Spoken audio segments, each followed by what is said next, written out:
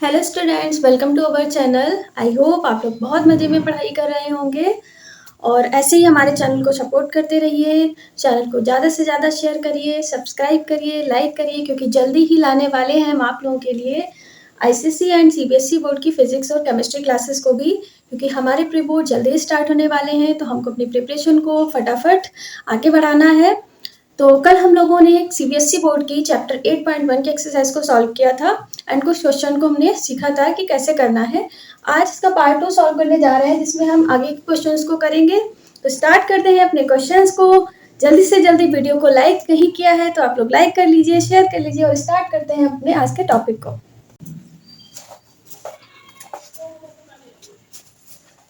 तो बच्चों स्टार्ट करते हैं हम अपना नेक्स्ट क्वेश्चन। कल हम लोगों ने क्वेश्चन नंबर 5 तक पार्ट 1 में डिस्कस किया था एंड आज का हमारा पहला क्वेश्चन है question number 6, in which if angle A and angle B are acute angles such that cos A is equals to cos B, then so that angle A is equals to angle B। ये हमारा class 10 CBSE board की exercise number 8.1 है। Part 1 को आप लोग जरूर देखिएगा, description में लिंक दे दी जाएगी। तो वहाँ हम लोगों ने क्वेश्चन नंबर 1 से 5 तक क्वेश्चन को सॉल्व किया है। अब क्वेश्चन नंबर 6 को हम लोग सॉल्व करने जा रहे हैं। तो नोट करते हैं जो गिवन है हम लोगों को। Question number 6, if angle A and angle B are acute angles,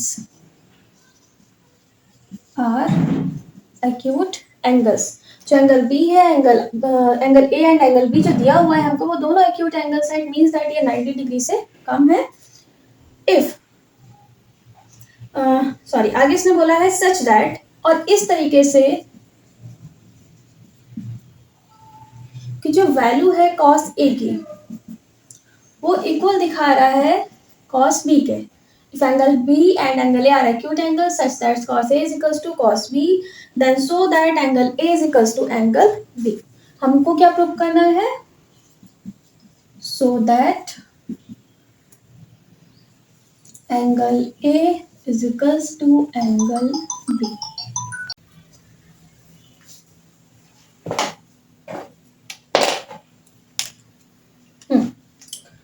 तो सबसे पहले हम इसको सॉल्व करने से पहले अपने डायग्राम को बना लेते हैं।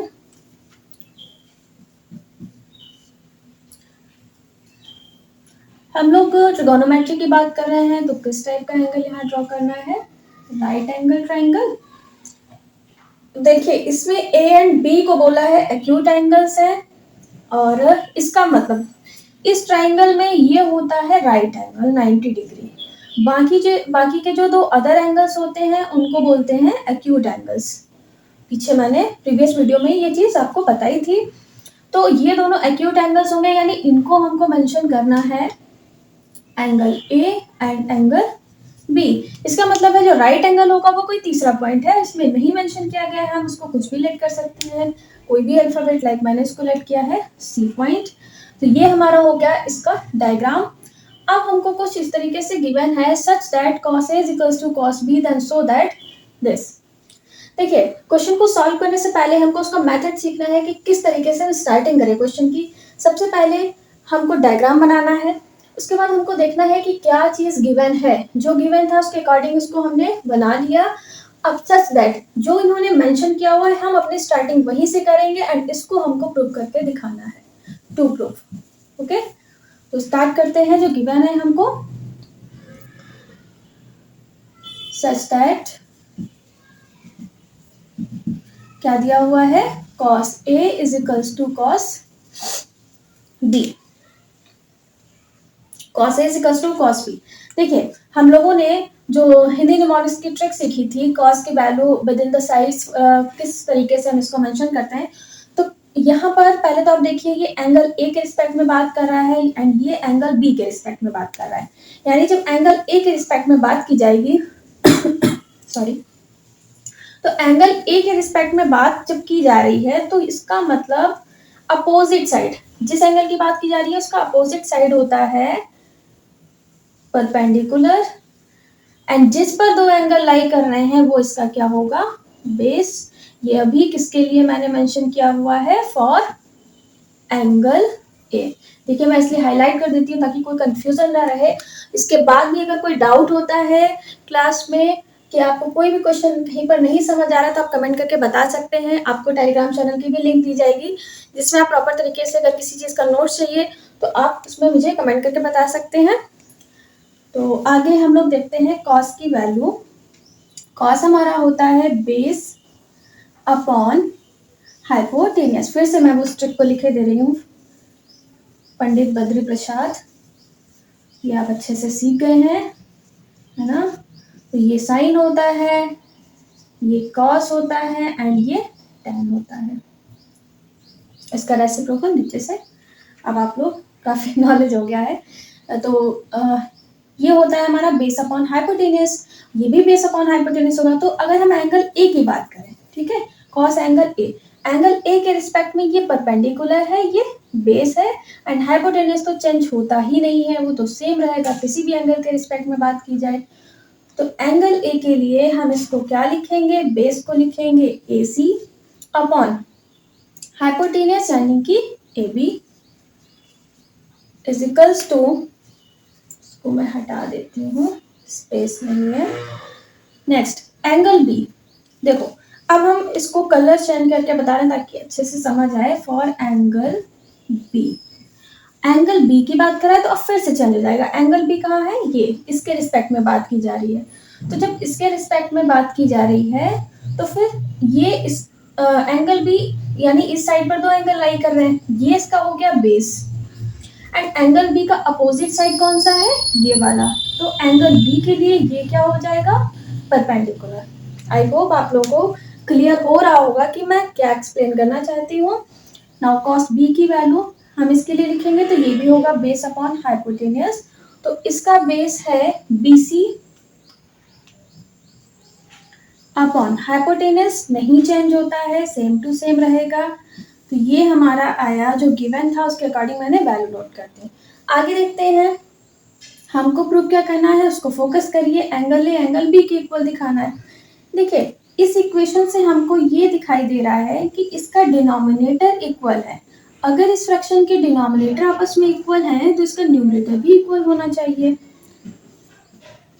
क्योंकि ए बी की वैल्यूज तो इक्वल आ रही हैं। तो इसका मतलब क्या होगा, hence AC is also equal to the BC। बस यही हमको चाहिए था।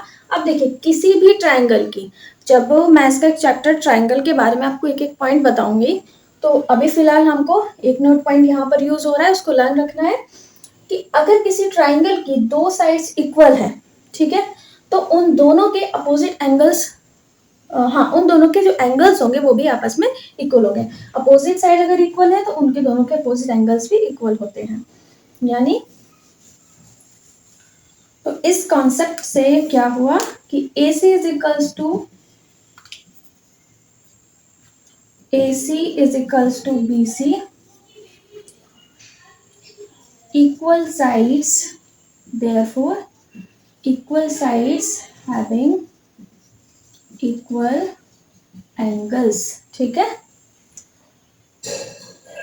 तो AC कौन सी साइड है, ये वाली, यानी इसका एंगल क्या था, एंगल A, एंड BC कौन सी साइड है, ये वाली, तो इसका एंगल कौन सा है, एंगल B। अब आप लोग सोच रहे होंगे ठीक है मैम ये तो समझ आ गया, AC में एंगल C को भी तो ले सकते थे। नहीं, क्योंकि देखो C एंगल तो दोनों में कॉमन हो रहा है, हमको अपोजिट वाले एंगल्स देखने हैं साइड के, ठीक है, इसको नहीं देखना है। तो एंगल B एंगल A, ये दोनों, इन दोनों साइड्स के अपोजिट एंगल्स, साइड्स इक्वल तो एंगल्स भी इक्वल। ये आया है हमारा क्वेश्चन नंबर 6 का सॉल्यूशन। यही हमको प्रूव करना था। ठीक है, कहाँ से स्टार्ट किया हमने, सबसे पहले इमेज को ड्रॉ किया जो गिवन है, उसके बाद में जो हमको दे रखा है सच दैट इसको हम लोगों ने cos A equals to cos B, angle A के रिस्पेक्ट में बात की, इसकी वैल्यू को नोट किया। अगेन एंगल B को नोट किया, साइड्स इक्वल आ गए because of denominator is equal, तो न्यूमरेटर भी इक्वल होंगे। दोनों को नोट करने के बाद हमने देखा कि किसी भी ट्रायंगल की अगर साइड्स इक्वल हैं तो उनके अपोजिट एंगल्स भी इक्वल होंगे। यही हमको प्रूव करना था। नोट करिए फटाफट, बात करते हैं क्वेश्चन नंबर 7 की।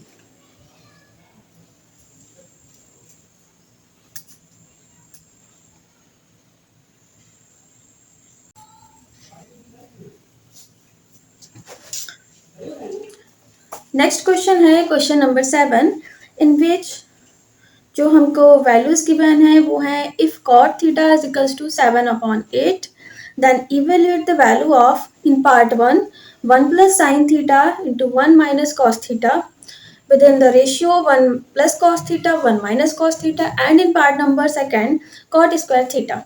ठीक है, तो ये हमारा क्वेश्चन नंबर 7, वैल्यू नोट करते हैं फटाफट।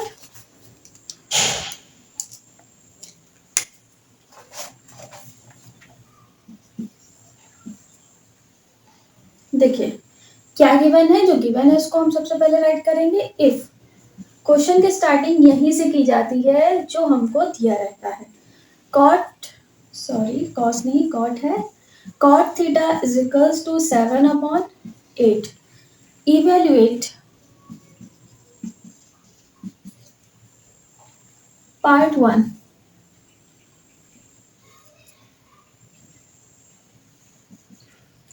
Part 1 plus sine theta 1 minus sine theta upon 1 plus cos theta and 1 minus cos theta.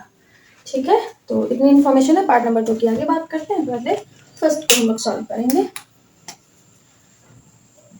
Solution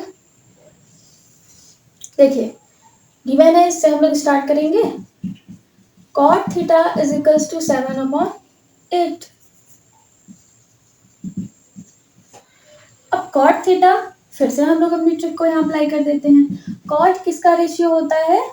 cot tan का रेसिप्रोकल है। तो tan हम लोगों ने क्या सीखा था? Perpendicular upon base. इसका मतलब ये क्या होगा? Base upon perpendicular. ठीक है, तो यहाँ से हमको किसकी वैल्यू पता चली है? दो साइड्स की। एक बेस है हमारा 7, परपेंडिकुलर है 8। दो वैल्यूज आ गई।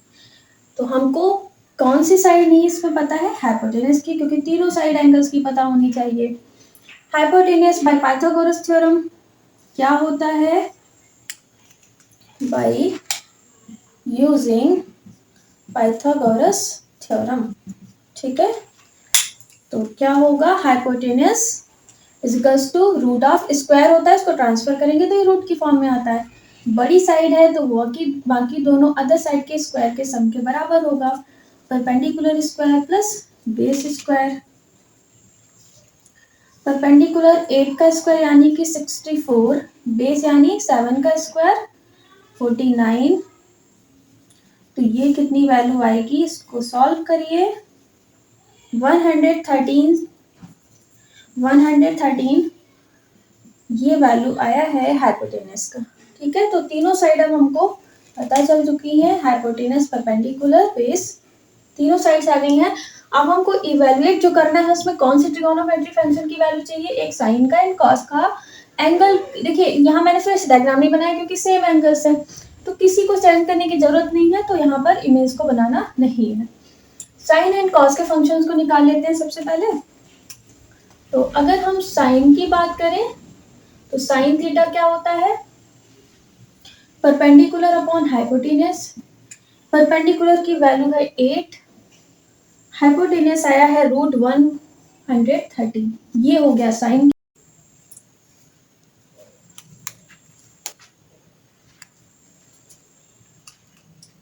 देखिए तो ये हो गई साइन की वैल्यू 8/√113। तो आगे हमको निकालना है कॉस थीटा, क्योंकि सेकंड ट्रिगोनोमेट्री फंक्शन, इसकी भी वैल्यू पता होनी चाहिए। कॉस होता है बेस अपॉन हाइपोटेनस। बेस जो कि आया था 7 और हाइपोटेनस की वैल्यू थी √130। ठीक है, तो दोनों ट्रिगोनोमेट्री फंक्शंस की वैल्यू आ गई है। अब हम बात करते हैं पार्ट 1 जिसकी वैल्यू हमको इवेल्युएट करनी थी। तो ये नोट हो गया होगा।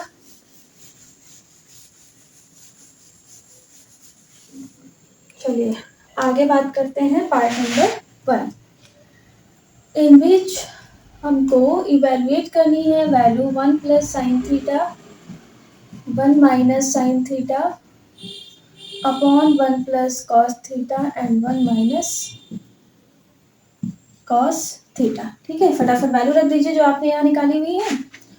1 प्लस साइन, साइन की value 8/√113 into 1 minus 8/√113, 1 plus cos की वैल्यू आई है 7/113, 1 माइनस 7√113। ठीक है, तो ये हो गया साइन एंड कॉस की वैल्यू। अब इसको रेज कर देते हैं और आगे अब हमको क्या करना है, इसमें देखिए कि a plus B a minus B का अलजेब्रिक फंक्शन बन रहा है यहाँ पर। तो इस आइडेंटिटी को हम यूज करेंगे। यहाँ पर कौन सी आइडेंटिटी यूज की जा रही है, since a plus B and a minus B, ये अलजेब्रा की एक आइडेंटिटी को हम लोग यहाँ पर यूज कर रहे हैं। a plus B a minus B का सेम फंक्शन एक बार मल्टीप्लिकेशन में एक बार सब्सट्रैक्शन में दिए हुए हैं, तो वो क्या बनता है, a square minus B square. इसको यहाँ यूज किया जाएगा। तो इसके अकॉर्डिंग ये क्या बनेगी वैल्यू, यहाँ a की जगह काम कर रहा है 1, b की जगह काम कर रहा है 8/√113, सेम इट इज। ठीक है, तो ये a स्क्वायर यानी कि 1 का स्क्वायर एंड माइनस 8/√113 इसका होल स्क्वायर। नीचे सेम इट इज, ये भी है a plus B a minus B, तो a square minus B square. ठीक है, अब रूट के ऊपर अगर स्क्वायर पावर लगा रहे हैं तो ये कट जाता है। क्यों, क्योंकि रूट का मतलब होता है 1/2 एंड पावर के ऊपर जो पावर है वो मल्टीप्लिकेशन में आती है, तो इसलिए यहाँ ये रूट इससे कैंसिल हो जाएगा। ये वैल्यू आएगी 1 का स्क्वायर, 1 का आप कितना भी पावर लगाइए आंसर 1 होता है। 8 का स्क्वायर 64/113, ये कैसे आया, रूट से स्क्वायर कैंसिल हो गया। 8 का स्क्वायर 684, सॉरी 64। ओके, नीचे बात करते हैं 1 का स्क्वायर 1 माइनस 7 का स्क्वायर 49, यहाँ भी सेम वही होगा प्रोसेस, 113 ये बचेगा। इसको नोट करिए जल्दी से।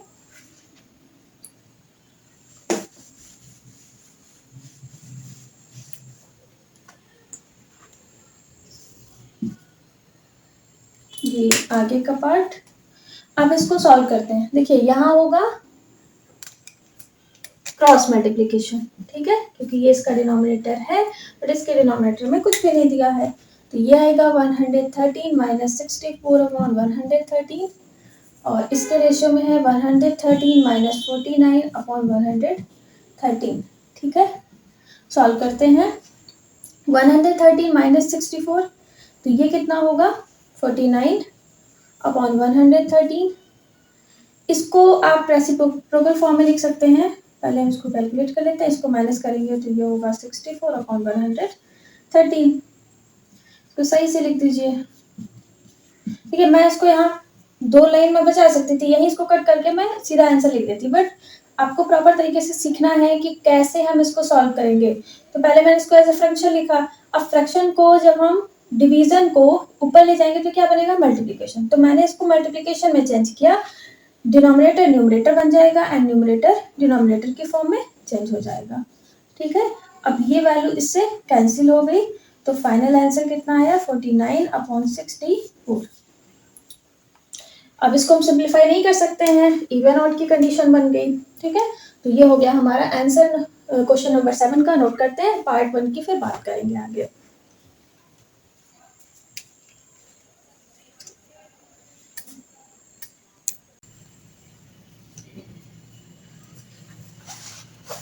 चलिए तो आगे देखते हैं क्वेश्चन नंबर 7 का सेकंड पार्ट, इन विच हमको वैल्यू फाइंड करनी है कॉट स्क्वायर थीटा।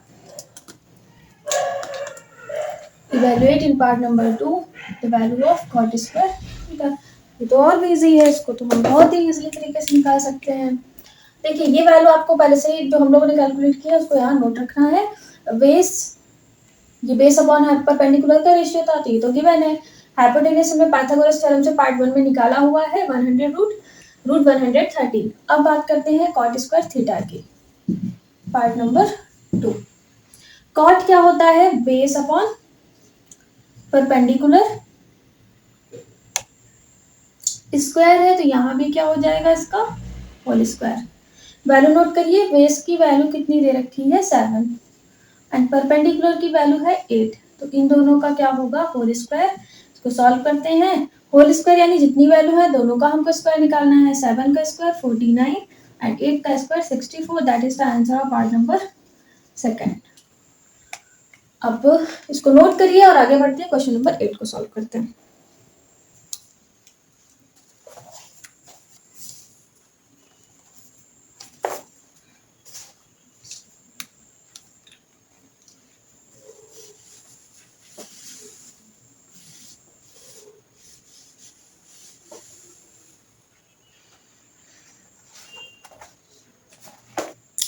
तो नेक्स्ट क्वेश्चन है क्वेश्चन नंबर 8। क्वेश्चन नंबर 8 में हमसे बोला गया है if 3 cot a is equals to 4 then check whether 1 minus tan square a upon 1 plus tan square a is equals to cos square a minus sin square a or not। और not it means, देखो पहले तो हमको इन्होंने कुछ given दे रखा है पहले से ही कि 3 cot a की वैल्यू जो है वो 4 के बराबर है, तो यहाँ से हम cot की वैल्यू निकाल लेते हैं और इससे क्या होगा, हमको दो साइड पता होंगी, हम तीसरी साइड पाइथागोरस थ्योरम से निकालेंगे। देन अब इन्होंने एक वैल्यू दे रखी है, एक स्टेटमेंट दिया हुआ है और उसको हमको चेक करके बताना है कि वो इक्वल है या नहीं है, यानी एक टाइप का प्रूविंग वाला क्वेश्चन है ये। तो नोट करते हैं हम अपने क्वेश्चन नंबर 8 को। If 3 cot a is equals to 4, then check whether 1 minus tan square a upon 1 plus tan square a is equals to cos square a minus sin square a, yes or not। ठीक है, तो इन्होंने नहीं बोला है कि हाँ ये इक्वल है, ये आपको प्रूव करके बताना है कि दोनों इक्वल है या नहीं है। तो इसमें हम right hand and left hand दोनों साइड को सॉल्व करेंगे। उससे पहले हमको tan a और cos a sin a इन तीनों ट्रिगोनोमेट्री फंक्शंस की वैल्यू पता होनी चाहिए। तो कैसे निकालेंगे, मैंने आपको क्या मेथड सिखाया है कि जो गिवन है उसको नोट करेंगे और इससे हम साइड्स को पहचानेंगे कि कौन सी साइड दी हुई है।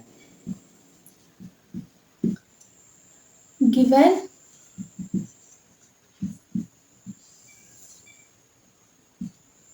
cot 3 cot a is equals to 4, तो यहां से अगर हम cot a को निकालते हैं तो कितना होगा 4/3। अब cot क्या होता है, कौन सी साइड का रेशियो होता है, तो बेस अपॉन परपेंडिकुलर का, यानी यहां से हमको क्या पता चला कि बेस जो है वो 4 है, परपेंडिकुलर 3 है।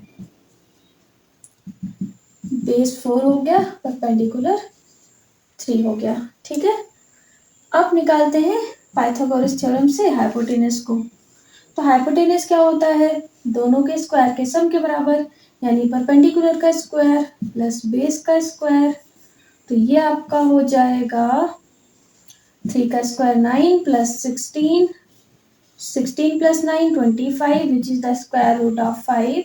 यहाँ से हमको पता चला है कि जो हाइपोटेनस है वो है 5 सेंटीमीटर, सॉरी सेंटीमीटर की बात नहीं की गई है, हाइपोटेनस है 5। इसको हाईलाइट कर लीजिए क्योंकि ये अब यूज होने वाली वैल्यूज हैं आगे।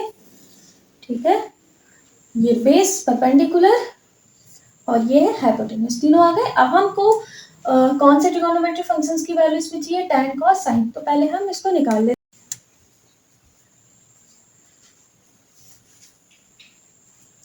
tan की बात करें तो tan किसका रेशियो होता है, परपेंडिकुलर अपॉन बेस, और cos भी चाहिए हमको, सेम एंगल है इसलिए मैंने डायग्राम को नहीं बनाया हुआ है।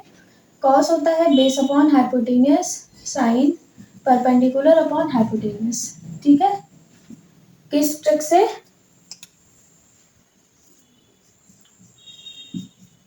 PBP अपॉन HHP, इस ट्रिक से मैंने ये sin, ये cos, ये tan, ठीक है, इस ट्रिक से मैंने इसको मेंशन किया हुआ है। जो आप लगातार पढ़ रहे हैं इसको तो आ गई होगी।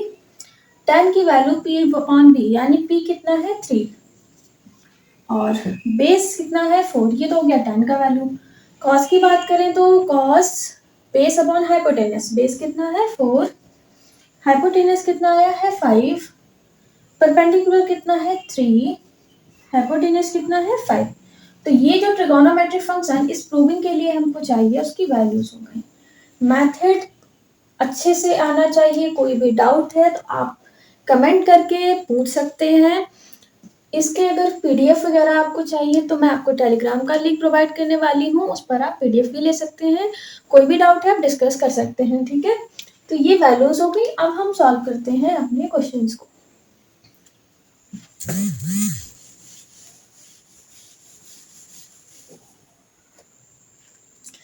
हमको क्या प्रूविंग करना है, ये, ठीक।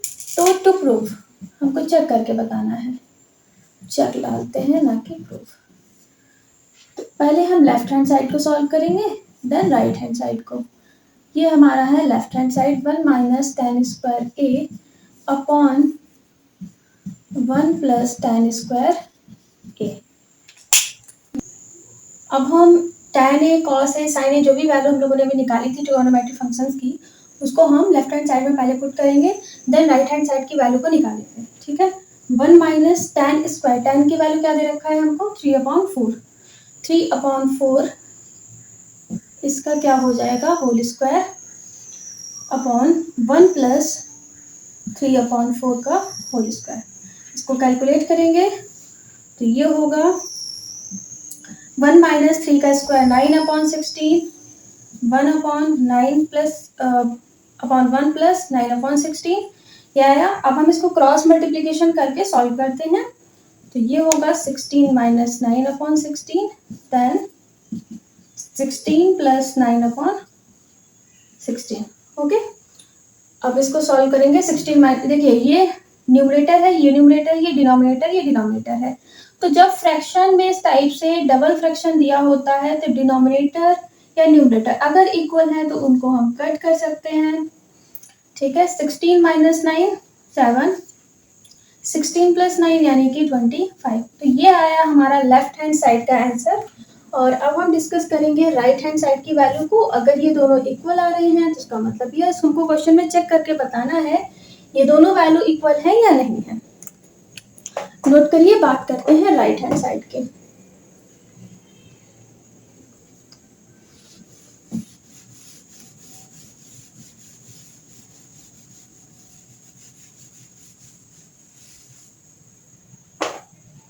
देखिए अब सॉल्व करेंगे राइट हैंड साइड को। राइट हैंड साइड में हमको क्या प्रूव करना है, cos स्क्वायर ए माइनस साइन स्क्वायर ए।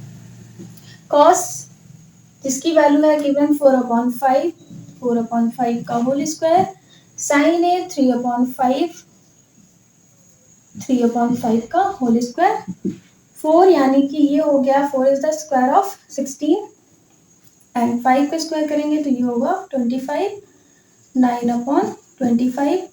डिनोमिनेटर सेम है, ये आपके नॉर्मल फ्रैक्शन सॉल्विंग क्वेश्चंस है जो आप 7th 8th पढ़ते आ रहे हैं अभी तक।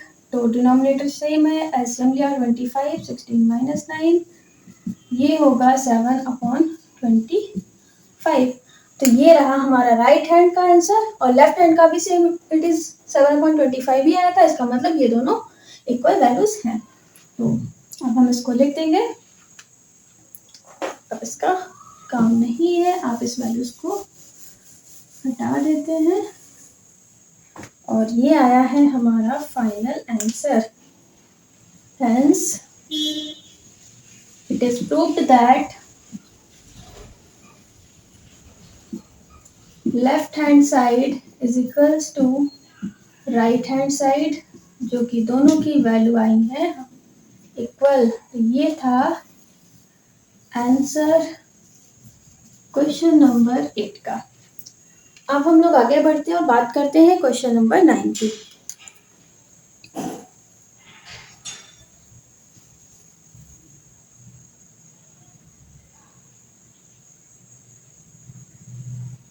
क्वेश्चन है question number 9, in which in triangle ABC right angle at the B if tan A is equals to 1/√3 then find in part 1 sin A cos C plus cos A sin C and in part 2 cos A cos C minus sin A sin C, ठीक है। तो ये question number 9 है, इसमें दो part दिए गए हैं, दोनों की वैल्यू कैलकुलेट करनी है हमको। तो इसमें देखिए अलग अलग एंगल्स की बात की जा रही है, AC है ना B, तो तो सारे एंगल्स के रिस्पेक्ट में बात की जा रही है, तो अब हमको इसका डायग्राम बनाने की नीड है। सबसे पहले इसका हम डायग्राम मेंशन करते हैं। देखिए, मान लीजिए कि हम लोगों ने कुछ इस तरीके से राइट एंगल को बनाया, एंड अब ये राइट एंगल किस पॉइंट पर रहेगा, ये क्वेश्चन में बताया हुआ है इन्होंने कि राइट एंगल यानी कि जो 90 डिग्री का एंगल है वो बी पॉइंट पर मेंशन होना चाहिए। अब अदर जो है उसको हम ए एंड सी, अब कुछ भी लिख सकते हैं, ए सी या फिर ए यहाँ डिनोट कर सकते हो, सी को इस पॉइंट पर लिख सकते हैं, उससे कुछ खास फर्क नहीं पड़ेगा। ठीक है, तो इस तरीके से कुछ हम लोगों ने इसका डायग्राम बना दिया है। एंड अब वैल्यू दे रखी है आपको tan A = 1/√3। जो गिवन है उसको हम नोट करेंगे गिवन, क्योंकि इसकी हेल्प से हमको अब तीसरी साइड निकालकर इन ट्रिगोनोमेट्री फंक्शंस की पहले वैल्यू निकालनी है। tan A = 1/√3। tan कौन सी साइड्स का रेशियो होता है, परपेंडिकुलर अपॉन बेस।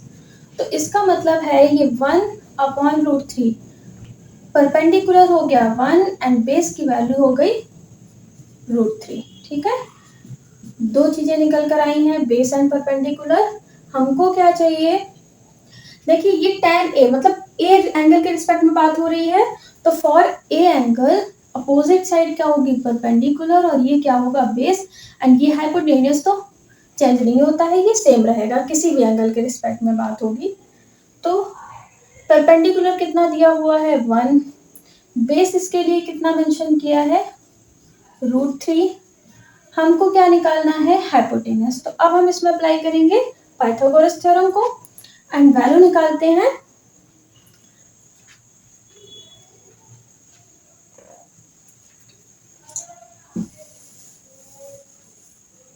पहले हम लोग फर्स्ट पार्ट को सॉल्व कर लेते हैं by applying Pythagoras theorem. hypotenuse is equals to root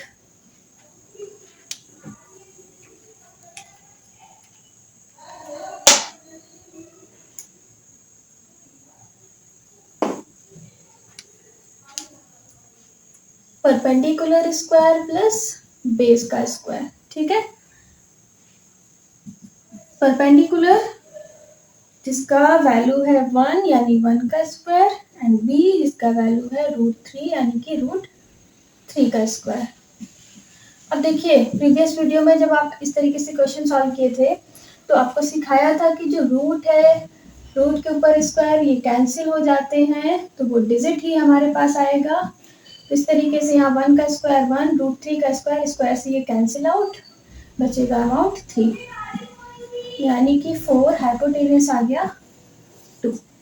ठीक है, ये हो गया हाइपोटेनस।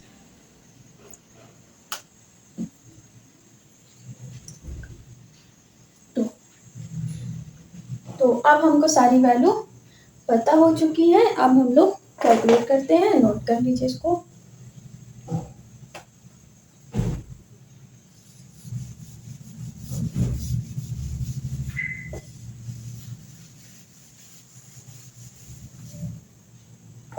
सॉल्व करते हैं पार्ट 1। पार्ट 1 जिसमें वैल्यू बताना है sin A cos C plus cos A sin C।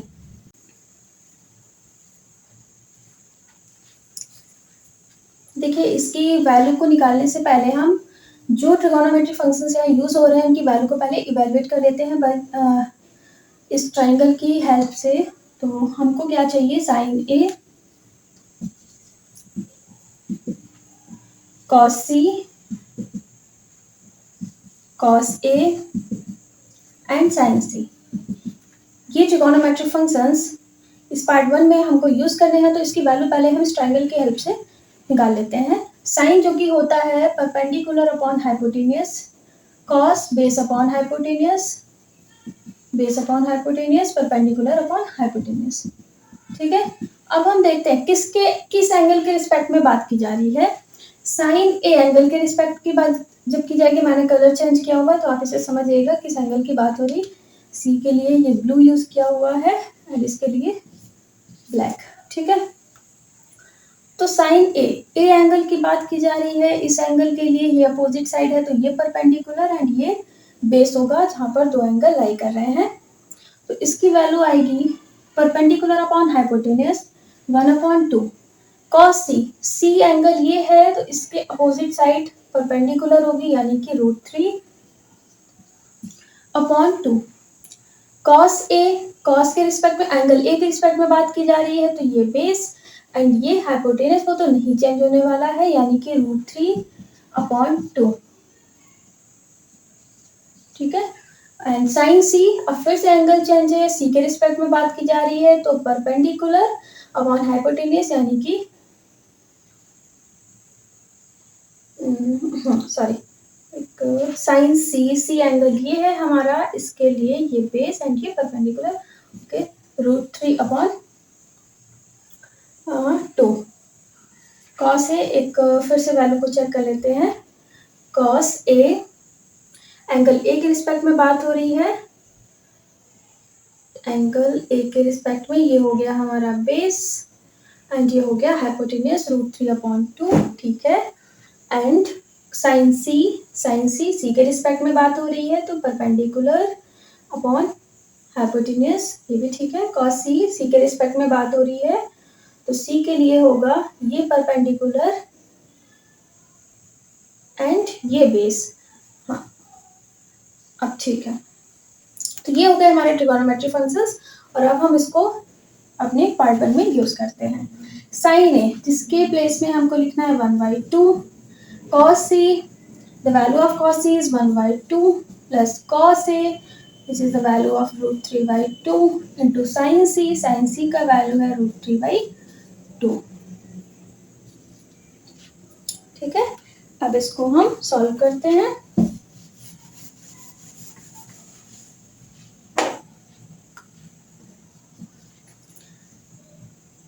ये हमको मल्टीप्लिकेशन करना है, तो multiplication direct numerator to numerator, denominator to denominator होता है। ये हो गया 1/4। रूट की वैल्यूज लाइक 2 को हम लोग कुछ इस तरीके से लिख सकते हैं, √2 इंटू √2। किसी भी वैल्यू को डबल टाइम रूट फॉर्म में लिखा जाता है, तो ये रूट कैंसिल होगा, ये होगा हमारा 3 एंड 2 2 4। डिनोमिनेटर सेम है, तो डायरेक्ट सॉल्व करेंगे, एलसीएम 4 होगा, ये हो गया 4/4 यानी कि 1। तो फर्स्ट पार्ट का आंसर आया है 1। फटाफट नोट कर लेते हैं और बात करते हैं पार्ट नंबर 2 की।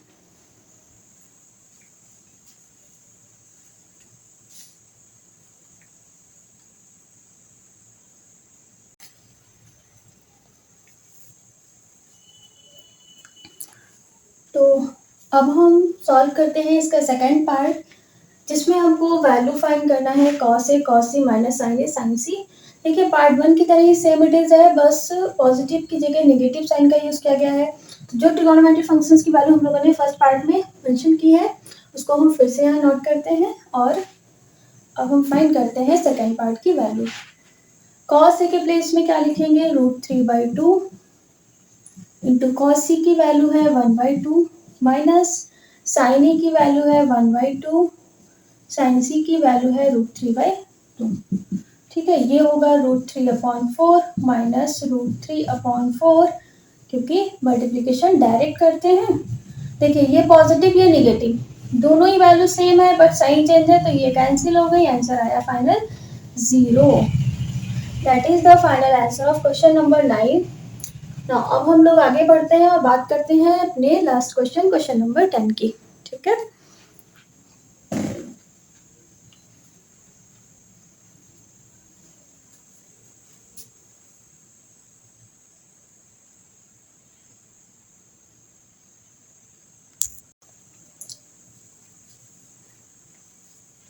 अब हम लोग आगे बढ़ते हैं, बात करते हैं क्वेश्चन नंबर 10 की। इन question number 10, in triangle PQR, right angle at the Q, PR plus QR, which is the sum of two sides of right angle triangle, is 25 centimeter and PQ is equals to 5 centimeter. Then determine the value of sin P, cos P and tan P. This is the trigonometric functions. ठीक है, तो अब इस question में हमसे बात की जा रही है, दो साइड का सम दिया हुआ है एंड एक अदर साइड दी हुई है, और बोला है राइट एंगल है एट द Q पॉइंट और हमको इन 3 ट्रिगोनोमेट्री फंक्शंस की वैल्यू बतानी है। तो इस क्वेश्चन में डायग्राम की नीड है हमको। हम सबसे पहले डायग्राम को बनाते हैं, क्योंकि राइट एंगल बोला है इन्होंने किस पॉइंट पर। देखिए ये इस तरीके से हम लोगों ने एक राइट एंगल ड्रॉ किया। अब इन्होंने कंडीशन रखी है right angle at the Q point, यानी ये जो 90 डिग्री एंगल है वो किस पॉइंट पर होगा, क्यू पॉइंट पर। बाकी कुछ भी मेंशन नहीं है कि कौन सा हमको क्या वैल्यू लेना है। तो अब हम इसको पी क्यू आर इस तरीके से डिनोट कर लेते हैं, ठीक है। आगे इन्होंने बात की है in this triangle P R plus Q are. अब ये तो किसी एग्जैक्ट साइड की बात नहीं कर रहे, तो हमको इससे एक अदर साइड को निकालना होगा। Given P R plus Q R is equals to 25 centimetre. देखिए दो साइड्स का सम दिया हुआ है, तो अगर हम बाय ट्रांसफॉर्मेशन रूल एक को ट्रांसफर करते हैं तो किसी एक साइड की एग्जैक्ट वैल्यू यहाँ से हमको पता चल जाएगी। लाइक मैंने निकाला है पी आर को, तो ये क्या होगा 25। इसको हम ट्रांसफर करेंगे तो ये जाएगा निगेटिव साइन के साथ, क्योंकि ट्रांसफॉर्मेशन रूल क्या करता है, साइन को चेंज करता है जब हम अदर साइड में उसको ट्रांसफर करते हैं। पॉजिटिव था तो ये निगेटिव बन गया। तो ये आ गया हमारा पी आर का वैल्यू, जो कि है हमारा यहाँ पर हाइपोटेन्यूस, यानी ये होगा 25 माइनस क्यू आर, ठीक है। अब देखिए क्यू आर की वैल्यू नहीं दी गई है, तो हम इसको लेट कर लेते हैं। जो क्यू आर है हमारा वो एक्स है। Let Q R is equals to x centimetre. तो अगर ये एक्स सेंटीमीटर है, इन्होंने बोला है कि 25 माइनस क्यू आर, तो ये हमारा कितना होगा 25 माइनस एक्स। नहीं भी लेट करते हैं तो आपको फिर ये पूरा साइड लेना पड़ेगा। तो पी आर की वैल्यू क्या हो गई यहाँ से 25 माइनस एक्स सेंटीमीटर। इसके अलावा भी एक साइड दी है इन्होंने पी क्यू, जो कि बेस है इस ट्राइंगल का। ये है परपेंडिकुलर, ये है hypotenuse and that is base.